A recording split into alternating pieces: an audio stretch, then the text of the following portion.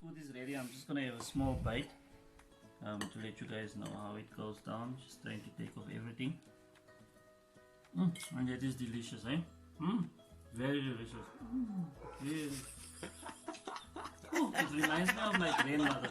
I'm telling you, that is actually very good. Oh, okay. Guys, Okay, guys.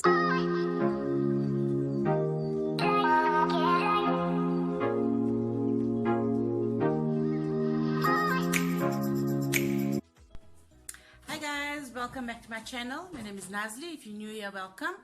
Today we are on lockdown day number 3 here in South Africa. And we are going to be cooking today. Well, my husband is going to be cooking today. Okay, so this is my husband Bashir. Is going to be making a dish for us today. hi, welcome. What are you going to be making for us? Okay, today we're gonna be making a chicken pasta spinach dish. The ingredients are all here, but let me introduce you to it. The first one is spinach, which is obviously more or less the main ingredient. Then we have some onions cut in rings. We have raw peppers, also cut in like strips, like almost like a stir fry way. And on this side we have the pasta and the chicken. Chicken is a normal 2 kg chicken that I obviously skinned, as you can see. The reason why I use normal chicken is because for me it becomes more succulent compared to further chicken. However, for those people that love no bones in their food, can go with filler chicken, but then you have to use some apple juice just to get nice texture of the meat, because it tends to turn out to be more dry than normal chicken. Okay, right here we have the spices, starting off with the all mixed spice that my wife loves, and this is the orange pepper spice that I love. That's a Portuguese chicken, and this one here is a normal chicken spice. The salt here might look a little bit a lot, but I'll explain you later on why we need so much salt. And then we have 1.5 spoons of garlic and ginger. Okay, we have a tomato here, which is about 2 tomatoes, some coriander, and 2 little chilies. For people that like it more spicy, you can go a little more on the chilies, but because of the children, we have to go that way. Some curry leaves as well. Okay, to start this whole dish, we have to start with the spinach because it takes the longest. It takes the whole duration of the cooking period. So what we need to do is to put all the spinach into the pot, and we're gonna sort of boil it through the duration of the whole cooking process. That's just the technique of making the spinach for this dish. Okay, that done. Add some boiling water.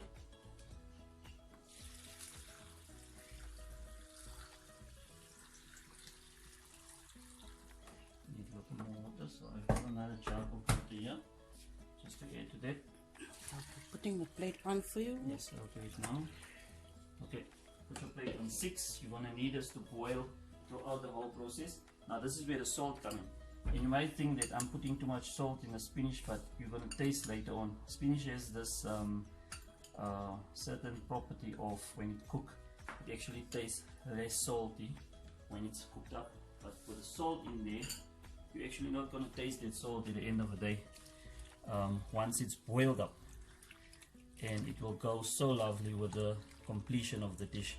So get a spinach ready, pour in water, okay, and then close your pot.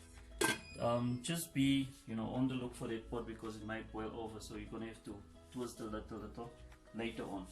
Okay, the next thing we need to do is get a chicken ready. So this the way this dish is done, it's a bit different compared to your normal cooking. Usually we start with frying our onions and frying all the like peppers in there that will go in the pot. However, in this particular dish, we're going to have to braise our chicken a little so that we can add these guys later, so we can still find that crispiness in them. So it's sort of like your pasta, you're going to have that you're going to taste that pepper still, you're going to taste a bit of that onion still. Okay, so back to the pot. I'm going to use this big pot here now. Set your pot on 6 just to get heat. I use just a little bit of oil. You can see the oil is in this cup. As for people that cook with chicken, you'd know that chicken creates its own oil in the pot, so you don't have to put that much of oil in the pot. Let it just get a bit of heat. In the meantime, I'm just going to be cutting this chilies quickly, and this will go along with the tomato and the coriander as well as the curry leaves into the pot. Curry leaves, they're a bit too big for my liking, so I'm going to make them much smaller, almost the size as the coriander that you see on the cutting board. With the chilies, it doesn't really matter. You can actually have them in ring forms, but like I say, if you have children, you'd rather disguise them to disappear in the pot, because children often find this, what is this, you know, a little bit of chili in their mouth or something like that, and it would be better disguised. Okay, after cutting the chilies, just get them together. You're still waiting for that oil to simmer a little. Let's get it a little bit, to heat up, and get the curry leaves out. Curry leaves is obviously washed off. Just gonna get them together, and I'm not the best of I'm not a chef, so but he actually enjoys cooking more than I do. Try to do this to the best I can. So it's just to get them as small as I can. Some people actually use they call it a block, or I don't know what you call it, what is a traditional name for it, but it's like a block and a little stamping thing that they actually make the spices, you know, spices like these, like mint, and you get garlic and ginger that was whole, and then actually use that block thing to get it you know, fine to the liking that they want. But however, in this case, we're just gonna, you know, give a slice to the whole curry leaves and make them much smaller, so that you don't get leaves in a pot as well. Everything is supposed to be disguised. That's the way I like to cook anyway. Okay, so that being said, just get this guys completely small, so that they don't have to be something that you recognize in a pot. Okay, here's another one here, and those should be fine. I'm sure you can get away with some leaves just showing there. And there we go, the chicken, and get it into the pot. I'm sure the oil is... So you're not using onions for your pot, no, like normal? Not at all. You're just getting the chicken to simmer into the pot. So I'm going to actually try and put them all flat down to the face of the pot and see how many we can push it right down there. So what are you doing now? Are you... So we're going to simmer the chicken. Braising it. Braising it, yes. Braising or simmering? Braising it, maybe there's a proper word to use. So we're going to braise the chicken a little. And as soon as the chicken becomes almost half done, we're going to add some, you know, those curry leaves and the coriander, and then, you know, another turn from there, we'll be adding the robot peppers, the onions, and all that to simmer on top of the chicken. So that's the difference of this dish, that the onions and the peppers will come in afterwards instead of before. Right.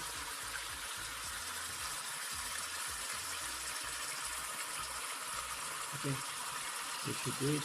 That's the bulk of the chicken. And wooden spoon will just get it in nicely like that.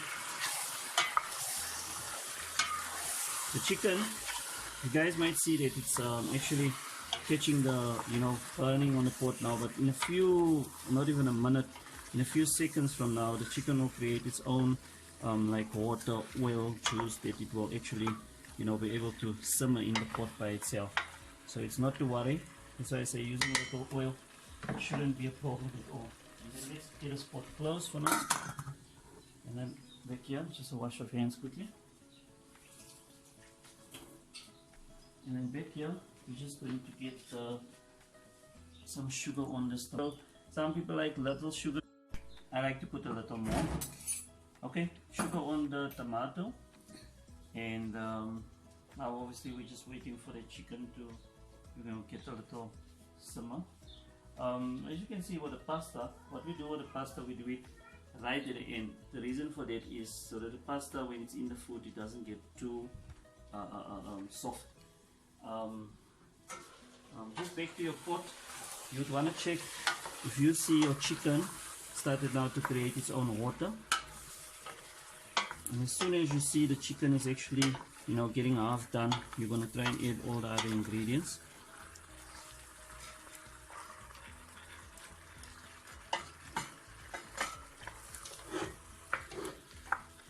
Okay, let it famous, give it a little while more, longer. And okay, back to the spices. What we can do in the meantime, what I usually do, I actually put my spices all in one bottle. As we have in this bottle already, we got the stew mix, which is chicken stew mix. And then what we're going to add, we're not going to add so much salt because in our orange pepper there's a bit of little bit more salt than ordinary spices. So what we're going to do, we're just going to add like a tip of a spoon to that, because you don't want your food, you can rather taste and add later more. You just don't want to make that mistake of it, making your food too salty. Okay, orange pepper I think is about 2 spoons, little more. Like I say, I love the spice, so for me it shouldn't be a problem to throw all of it in. And then we go to, this is your all-in-one spice. This is also about 2 spoons of it. The all-in-one spice is quite nice. I think they just choose a whole lot of good spices and add them together. This is your chicken spice, your ordinary chicken spice. Also, some of the chicken spices depend on what spices you buy. Some of them have a little salt in it. And as you can see, this one there's no salt in it at all. It's your Portuguese chicken spice. Quite a nice spice as well for this particular dish. Add them all together. Your garlic and ginger will go with this group. Add them all together. One of the other ingredients. This group. Yeah. One of the other things that you would want to put in this bottle is the famous brown vinegar. Good for food. Besides making the taste just a little better, it also makes your food last longer. Vinegar is a good thing. When you mix it with spices and all these things together, your food tend to last, maybe go to the 3rd or 4th day if you want to keep food that long. For people that actually, you know, Want to freeze food. that Like, works a lot and that want to freeze food, not that you have to, with vinegar, you can keep it in a normal fridge. You can have it for 3 days. Okay, we're going to add a little cold water to this, just to, in this case, because of the dish is much bigger, we're going to add the whole bottle full, and we're going to shake it up to all the spices is completely diluted inside. This, however, we're going to need after your peppers and your onions is all together in the pot, and it will be sort of, you know, the last thing that will go in from this whole things on the table. As you can see, there's still a lot of spices. You can turn it upside down. Make sure you get all its spices in. Make sure you get the last bit in, because all of them need to be mixed well before you introduce it into the pot. Okay, that's done. Check your pot again. Now we're talking, because look at the chicken, they turned white, so you know it's halfway done. You can actually get the other part of the ingredients in and mix it well in. So we're going to start with garlic and ginger. Put it in.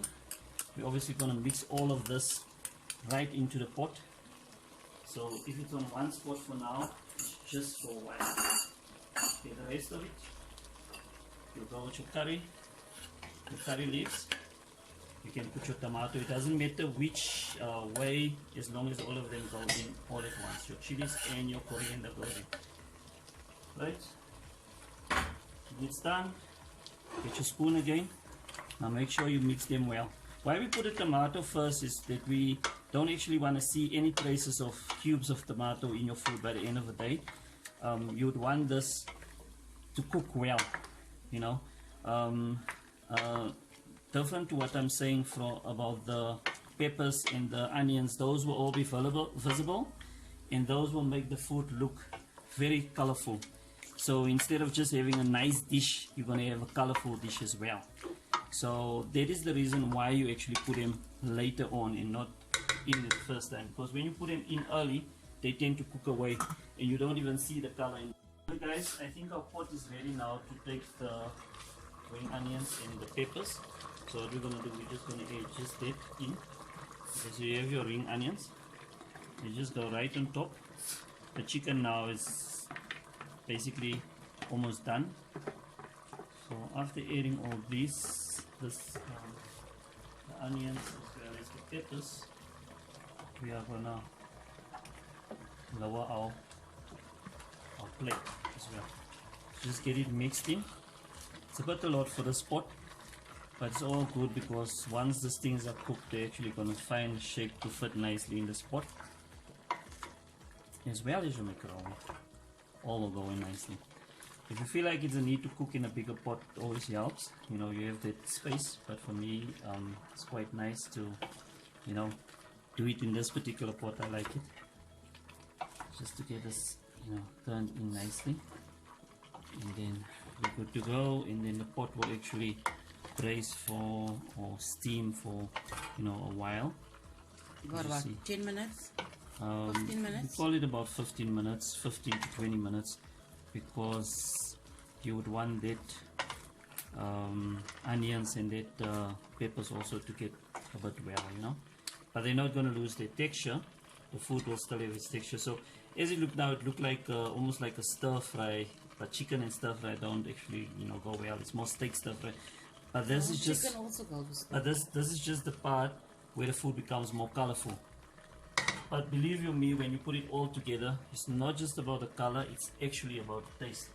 So what we're going to do, we're going to close the pot now, lower our plate to about 4, close the pot, and we're going to leave this for about 15 to 20. Alright guys, for the purpose of this video, I just went to a bigger pot so that we can see everything in the pot correctly. And we said we're taking 15 minutes of simmer, but before you do that, you have to get your spices in. It's lovely so far. So the spices can cook in thoroughly. This is all that. You can actually smell the vinegar, and just, you know, give it a little bit of a rotation. Make sure all the chicken and all the you know, everything gets that spice. And now you're going to leave it for you about 15-20 minutes. And after that, close your pot. After that, we're going to, you know, about 15 minutes from now, we'll start preparing our macaroni. And the macaroni will go in just before the spinach. The spinach is the actual last thing that goes into the pot. Okay, this is a macaroni. It's busy boiling. And once it's done, we're gonna actually add it to the pot, just to check. And you don't want to leave it too long on the plate because then it will become too soft. You have to give it a bit of a, yeah, it must be a bit of a, like almost done, so that the pot will just take it through for the whole meal to be together. Our spinach is almost, it's like halfway done, so by the time we're done with everything, all will be put together. The spinach should be ready, that water would be out of the pot almost.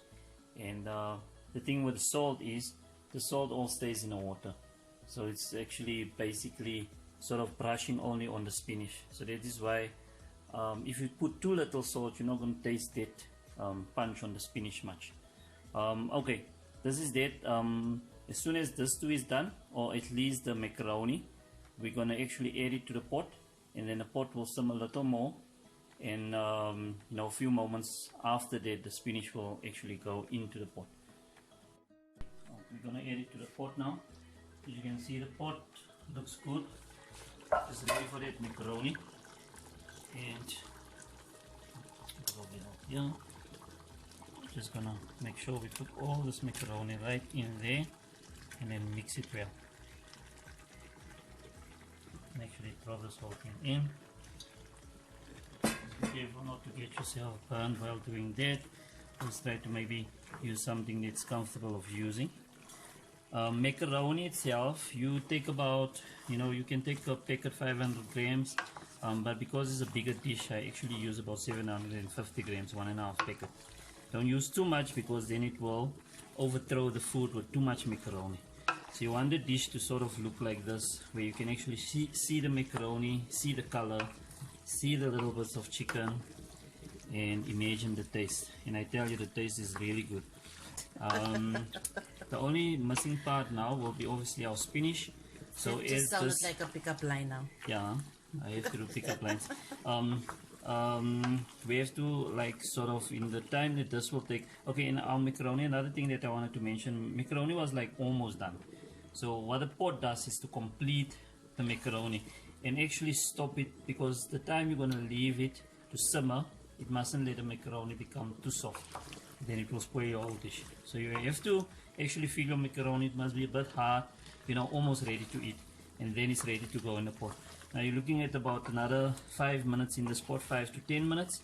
The spinach will go on top and our dish will be then complete. The last thing that will go on this dish will be a cheese. Preferable cheese to go on is mozzarella. However, we couldn't find mozzarella, so your normal cheddar cheese would do also if you couldn't find any mozzarella. Don't do any sweet cheeses because it just doesn't complement the dish. So you're looking for cheddar or mozzarella or any white cheddar cheese that you can get hold of. Okay, on that note, we're going to close the pot and leave it to simmer for about 5 to 10 minutes, and that's where the spinach. As you can see, the kitchen is a mess, and like we say in our house, if you cook, you have to clean the kitchen. So Yes, unfortunately, you do. unless you make a deal with the children, you know, you have to be very clever and then get him to, you know, promise them something to wash the dishes. Sometimes it works, but however, I have to do this, and in a bit, this will be done. Okay guys, the food is ready, as you can see. It looks so delicious, We are guys. going to dish some of it in this plate now, and then we're going to put some cheese on. See, the spinach is well in the food, and there is some color there. There's the color, some nice color, nice plate. As an addition, you can always maybe add a little bit of you know, like a stock sauce or something that will go over a roast, you know, that you can just add on the side. That will always complement the dish. Now after this, you want to take this and, you know, pop it into the microwave for about half a minute, and when it comes out, I'll be sure to take a bite and just let you know how the food is ready. I'm just gonna have a small bite to let you guys know how it goes down. Just trying to take off everything. And that is delicious, eh? Very delicious. Very. Oh, it reminds me of my grandmother.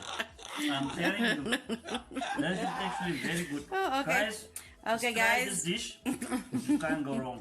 I can't wait. go wrong. I This can't is wait to taste restaurant it. food.